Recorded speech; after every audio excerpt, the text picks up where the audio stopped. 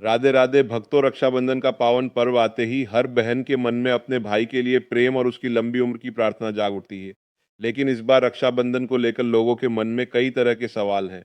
कोई कह रहा है कि रक्षाबंधन के दिन चंद्र ग्रहण है, कोई कह रहा है कि ग्रहण के कारण राखी नहीं बांधनी चाहिए, तो कोई भद्रा और सूतक को लेकर परेशान है। ऐसी ही चिंता में एक गांव की रहने वाली गौरी भी थी। गौरी अपने भाई मोहन से बहुत प्रेम करती थी और हर साल रक्षाबंधन पर उसकी कलाई पर राखी बांधती थी। लेकिन इस बार उसने कुछ ऐसी बातें सुन ली थी कि उसके मन में डर बैठ गया। वह भागकर अपनी दादी के पास पहुंची और बोली, दादी, इस बार रक्षाबंधन पर क्या होने वाला है? दादी ने प्यार से पूछा। क्या हुआ बेटी, इतनी घबराई हुई क्यों हो? गौरी बोली, दादी, लोग कह रहे हैं कि रक्षाबंधन के दिन ग्रहण लगेगा और गलत समय पर राखी बांधने से भाई के जीवन में परेशानी आ सकती है। दादी मुस्कुराई और बोली, बेटी, सबसे पहले अपने मन से डर निकाल, नहीं बल्कि सही मार्ग दिखाने के लिए है। गौरी ने पूछा, लेकिन दादी, अगर सच में ग्रहण हुआ तो क्या मैं अपने भाई को राखी नहीं बांध पाऊंगी? दादी ने कहा, राखी जरूर बंद होगी, लेकिन उसके लिए अपने स्थान के अनुसार सही समय और स्थानीय पंचांग को देखना जरूरी होगा। गौरी चुपचाप दादी की बात सुनने लगी। दादी ने कहा, बेटी, एक बात हमेशा याद रखना, ग्रहण होना और तुम्हारे स्थान से ग्रहण दिखाई देना दोनों अलग बातें हैं। हर जगह ग्रहण की स्थिति एक जैसी नहीं होती, इसलिए किसी दूसरे शहर या इंटरनेट पर बताए गए समय को देखकर अपने घर का नियम तय नहीं करना चाहिए। गौरी ने पूछा, तो फिर मुझे क्या करना चाहिए? दादी बोली, सबसे पहले रक्षाबंधन की सही तारीख समझो। इस वर्ष श्रावण पूर्णिमा की तिथि 27 अगस्त से शुरू होकर 28 अगस्त की सुबह तक रहेगी और रक्षाबंधन 28 अगस्त 2026 को मनाया जाएगा। गौरी बोली, लेकिन दादी, जब पूर्णिमा 27 अगस्त से शुरू हो जाएगी तो रक्षाबंधन 28 अगस्त को क्यों? दादी ने समझाया, किसी पर्व की तारीख केवल तिथि शुरू होने से तय नहीं होती। सूर्योदय, भद्रा, शुभ समय और स्थानीय पंचांग जैसी बातों को भी देखा जाता है। इसीलिए इस बार रक्षाबंधन 28 अगस्त को मनाया जाएगा। गौरी की चिंता थोड़ी कम हुई, लेकिन उसके मन में अभी भी एक सवाल था। वह बोली, दादी, फिर ग्रहण और सूतक का क्या होगा? दादी ने कहा, बस यही बात तुम्हें सबसे ध्यान से समझनी है। आज मैं तुम्हें केवल ग्रहण और राखी का समय ही नहीं बताऊंगी, बल्कि एक ऐसी कहानी सुनाऊंगी जिसमें रक्षाबंधन का असली अर्थ छिपा है। गौरी उत्सुक होकर दादी के पास बैठ गई। दादी ने कहा, यह कहानी उस समय की है जब एक बहन ने डर के बजाय भगवान पर विश्वास किया था। उसने सीखा था कि राखी केवल भाई की कलाई पर बांधा जाने वाला धागा नहीं है। यह प्रेम, विश्वास, प्रार्थना और एक दूसरे के साथ खड़े रहने का वचन है। गौरी ने हाथ जोड़कर कहा, दादी, मुझे वह कहानी जरूर सुनाइए। दादी ने भगवान श्री कृष्ण की मूर्ति की ओर देखा और बोली, तो सुन बेटी, क्योंकि इस कहानी का संदेश हर भाई और हर बहन के लिए बहुत खास है। दादी ने गौरी को अपने पास बैठाया और कहानी शुरू की। बहुत समय पहले एक छोटे से गांव में सावित्री नाम की एक लड़की रहती थी। सावित्री अपने भाई देव से बहुत प्रेम करती थी। दोनों भाई बहन बचपन से ही एक दूसरे के बहुत करीब थे। देव अपनी बहन की हर छोटी बड़ी जरूरत का ध्यान रखता था और सावित्री हर दिन भगवान से अपने भाई की सुख समृद्धि की प्रार्थना करती। हर साल रक्षाबंधन के दिन सावित्री सुबह जल्दी उठती थी। वह स्नान करके साफ कपड़े पहनती और भगवान श्री कृष्ण के सामने दीपक जलाती थी।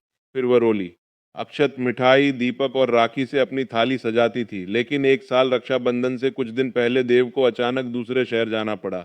सावित्री बहुत उदास हो गई। उसने कहा, भैया, इस बार मैं आपकी कलाई पर राखी कैसे बांधूंगी? देव मुस्कुराकर बोला, बहन, अगर मेरा शरीर दूर है तो क्या हुआ, मेरा मन तो तुम्हारे पास ही रहेगा। उसने वचन दिया कि रक्षाबंधन के दिन वह किसी भी तरह घर जरूर आएगा। रक्षाबंधन की सुबह सावित्री भगवान के सामने बैठकर अपने भाई की प्रतीक्षा करने लगी कि अचानक गांव में खबर फैल गई कि आज ग्रहण की स्थिति बनने वाली है। लोगों के बीच तरह तरह की बातें होने लगी। कोई कह रहा था कि ग्रहण के कारण कोई शुभ काम नहीं किया जा सकता, कोई कह रहा था कि राखी बांधना भी अशुभ होगा। सावित्री का मन फिर घबरा गया। वह गांव के एक बुजुर्ग पंडित के पास पहुंची। उसने पूछा, महाराज, क्या आज मैं अपने भाई को राखी नहीं बांध सकती? पंडित जी ने कहा, बेटी, सबसे पहले यह देखना जरूरी है कि तुम्हारे स्थान पर ग्रहण दिखाई दे रहा है या नहीं। सावित्री ने पूछा, क्या इससे इतना फर्क पड़ता है? पंडित जी बोले, हाँ बेटी, ग्रहण की खगोलीय घटना पूरे संसार के लिए एक हो सकती है, लेकिन उसकी दृश्यता हर स्थान पर एक जैसी नहीं होती। इसीलिए धार्मिक नियमों में भी स्थान और स्थानीय पंचांग का महत्व होता है। सावित्री ध्यान से उनकी बात सुनती रही। पंडित जी ने कहा, जहाँ ग्रहण दिखाई देता है वहाँ परंपरागत मान्यताओं के अनुसार ग्रहणकाल और सूतक से जुड़े नियमों का पालन किया जाता है, और जहाँ ग्रहण दिखाई नहीं देता वहाँ स्थानीय पंचांग के अनुसार पर्व और पूजा का समय देखा जाता है। सावित्री ने पूछा, तो क्या मैं अपने भाई को राखी बांध पाऊंगी? पंडित जी मुस्कुराए और बोले, बिल्कुल बांधोगी, लेकिन जल्दबाजी मत करना। अपने शहर और स्थान का सही पंचांग देखना और उसी में दिए गए शुभ समय का पालन करना। सावित्री के मन को थोड़ी शांति मिली। तभी दूर से उसे अपने भाई देव के आने की आवाज़ सुनाई दी। देव घर पहुंच चुका था। सावित्री खुशी से दौड़कर उसके पास गई, लेकिन राखी बांधने से पहले उसने आसमान की ओर देखा और भगवान श्री कृष्ण से प्रार्थना की। उसने मन ही मन कहा, हे प्रभु, मेरे भाई की हमेशा रक्षा करना। देव ने बहन से कहा, बहन, आज तुम्हारी आंखों में खुशी के साथ चिंता क्यों है? सावित्री बोली, भैया, मैं आपको राखी बांधना चाहती हूँ, लेकिन इस बार ग्रहण को लेकर बहुत बातें हो रही हैं। देव ने कहा, तो हम डरेंगे नहीं, पहले सही समय जानेंगे और फिर भगवान का नाम लेकर राखी बांधेंगे। सावित्री ने भाई की बात सुनी और उसके चेहरे पर मुस्कान आ गई, लेकिन तभी पंडित जी ने उन्हें एक ऐसी बात बताई जिसे सुनकर दोनों चौंक गए। उन्होंने कहा, राखी बांधने से पहले तुम्हें भद्रा और शुभ समय की स्थिति भी देखनी होगी। सावित्री ने पूछा, भद्रा क्या होती है? पंडित जी बोले, यही बात अब तुम्हें समझनी होगी, क्योंकि रक्षाबंधन के शुभ समय को समझने के लिए यह जानकारी बहुत महत्वपूर्ण है। पंडित जी ने सावित्री से कहा, बेटी, भद्रा को लेकर हमारे धर्म में विशेष मान्यता है। रक्षाबंधन के दिन भद्रा काल में राखी बांधने से परंपरागत रूप से बचने की सलाह दी जाती है। सावित्री ने पूछा, तो मुझे कैसे पता चलेगा कि भद्रा कब है? पंडित जी बोले, इसके लिए अपने स्थान का स्थानीय पंचांग देखना जरूरी है, क्योंकि सही समय स्थान के अनुसार बदल सकता है। सावित्री ने कहा, अगर भद्रा खत्म होने के बाद शुभ समय मिल जाए तो क्या मैं राखी बांध सकती हूँ? पंडित जी ने कहा, शुभ समय देखकर राखी बांधना उचित रहेगा। फिर उन्होंने समझाया, ग्रहण और भद्रा को लेकर सोशल मीडिया पर चल रही हर बात पर विश्वास मत करना। अपने शहर का पंचांग देखो और उसी के अनुसार निर्णय लो। सावित्री ने सिर हिलाया। उसने राखी की थाली तैयार की और भगवान श्री कृष्ण के सामने दीपक जलाया। वह मन ही मन बोली, हे प्रभु, मेरे भाई को हमेशा सुखी रखना। तभी देव उसके सामने आकर बैठ गया। सावित्री ने भाई के माथे तिलक लगाया और अक्षत चढ़ाए, लेकिन राखी बांधने से पहले उसने एक बार फिर शुभ समय देखा। जैसे ही शुभ समय आया, उसने प्रेम से देव की कलाई पर राखी बांध दी। देव की आंखों में आंसू आ गए। उसने कहा, बहन, यह धागा मेरी कलाई पर नहीं, मेरे दिल पर बंधा है। सावित्री मुस्कुराई और बोली, भैया, मैं भगवान से यही चाहती हूँ कि आपके जीवन में कभी कोई संकट ना आए। पंडित जी ने दोनों को आशीर्वाद दिया और कहा, यही रक्षाबंधन की सच्ची भावना है, प्रेम, विश्वास और भगवान का स्मरण। लेकिन तभी गांव में ग्रहण शुरू होने की खबर आई। सावित्री ने पूछा, अब हमें क्या करना चाहिए? पंडित जी बोले, अब घबराना नहीं है। जहाँ ग्रहण दिखाई दे वहाँ परंपरा के अनुसार ग्रहण काल में सामान्य पूजा से बचकर भगवान का नाम और मंत्र जाप करना चाहिए, और ग्रहण समाप्त होने के बाद स्नान और शुद्धि करके पूजा की जा सकती है। सावित्री ने भगवान श्री कृष्ण का नाम लिया, लेकिन उसे अभी यह पता नहीं था कि ग्रहण समाप्त होने के बाद उसके सामने एक ऐसी घटना होने वाली थी जो उसके जीवन को हमेशा के लिए बदल देगी। ग्रहण का समय शुरू होते ही गांव में चारों तरफ शांति छा गई। लोग अपने अपने घरों में भगवान का स्मरण करने लगे। सावित्री भी अपने भाई देव के साथ पूजा स्थान पर बैठ गई। उसने आंखें बंद की और भगवान श्री कृष्ण का नाम जपने लगी। देव ने भी बहन के साथ मिलकर भगवान का ध्यान किया। सावित्री के मन में अब पहले जैसा डर नहीं था। उसे पंडित जी की बात याद थी कि ग्रहण से डरना नहीं, बल्कि इस समय मन को शांत रखना चाहिए। कुछ समय बाद ग्रहण समाप्त हो गया। पंडित जी ने परिवार से कहा, अब स्नान करके साफ वस्त्र पहनिए और पूजा स्थान की सफाई कीजिए। सावित्री ने ऐसा ही किया। उसने घर में दीपक जलाया और भगवान श्री कृष्ण को प्रणाम किया। तभी देव ने अपनी बहन से कहा, बहन, आज मुझे समझ आया कि तुमने मुझे बांधते समय इतनी प्रार्थना क्यों की थी। सावित्री ने पूछा, क्यों भैया? देव बोला, क्योंकि राखी केवल मेरी कलाई पर बंधा धागा नहीं है, इसमें तुम्हारी दुआ और तुम्हारा विश्वास भी बंधा है। सावित्री की आंखों में खुशी के आंसू आ गए। तभी पंडित जी वहां पहुंचे और बोले, बेटी, अब तुम्हें एक और बात समझनी है। ग्रहण के बाद यदि सत्यनारायण भगवान की पूजा करनी हो तो स्थानीय पंचांग के अनुसार शुभ समय देखकर ही पूजा करना। सावित्री ने पूछा, और चंद्रमा को अर्घ्य?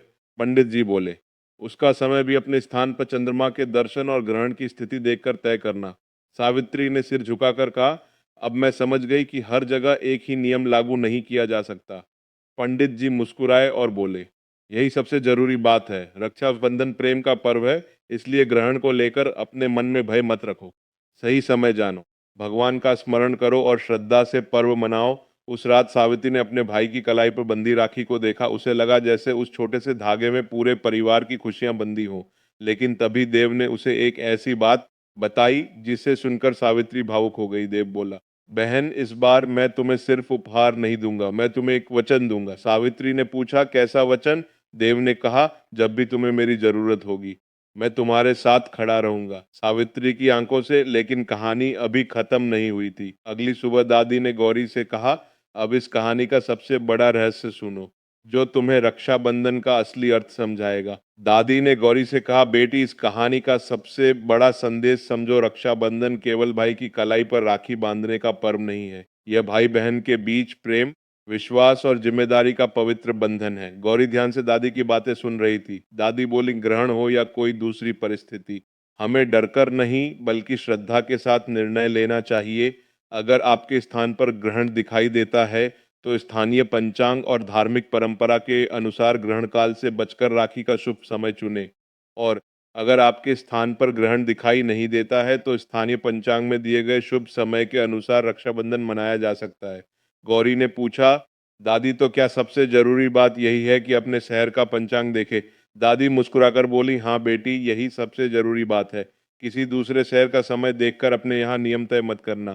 फिर दादी ने कहा, और भद्रा को भी नजरअंदाज मत करना। जिस स्थान के पंचांग में भद्रा का समय दिया गया हो उस दौरान राखी बांधने से परंपरागत रूप से बचा जाता है। गौरी ने भगवान श्री कृष्ण के सामने हाथ जोड़ दी। उसने कहा, हे प्रभु, मेरे भाई और दुनिया के सभी भाई बहनों के रिश्ते में हमेशा प्रेम बनाए रखना। दादी ने आशीर्वाद देते हुए कहा, यही रक्षाबंधन की सच्ची पूजा है।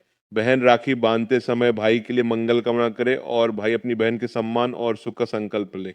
भक्तों, इसलिए इस रक्षाबंधन पर ग्रहण को लेकर डरने की जरूरत नहीं है। सही जानकारी ले, अपने स्थान का पंचांग देखे और शुभ समय में ही राखी बांधे। ग्रहण के समय जहां धार्मिक नियम लागू हो वहां भगवान का नाम, मंत्र जाप और ध्यान करें। परंपरा के अनुसार स्नान और शुद्धि करके पूजा पाठ किया जा सकता है। याद रखिए, रक्षाबंधन डर का नहीं, प्रेम का पर्व है। राखी का धागा छोटा जरूर होता है, लेकिन इसमें बहन की प्रार्थना और भाई का वचन छिपा होता है। भगवान श्री कृष्ण सभी भाई बहनों पर अपनी कृपा बनाए रखे। हर बहन का भाई स्वस्थ और सुखी रहे और हर भाई अपनी बहन की हमेशा रक्षा और सम्मान करे। आप सभी को रक्षाबंधन की हार्दिक शुभकामनाएं। जय श्री कृष्ण। राधे राधे।